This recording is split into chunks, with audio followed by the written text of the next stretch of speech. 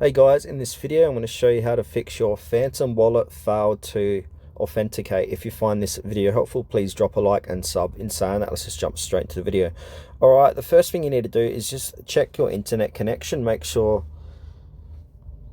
you've got a strong and reliable internet connection. So swap over from using your Wi-Fi to mobile data as well. That might fix the problem. If that doesn't fix the problem, go to step 2, which is to click on the Phantom app itself. Click and hold and it'll bring up this little box, and you want to click on the eye to go to app info, and now scroll down and click on storage, and you want to go ahead and click cache. You can also click on clear data, but then that will log you out, so you need to re-log in. You can do that as well to see if that fixes a problem. If that hasn't fixed the problem, go ahead to the Play Store, search for Phantom Wallet, and make sure Phantom Wallet is updated to the latest version. Once that is done, go ahead and click on open.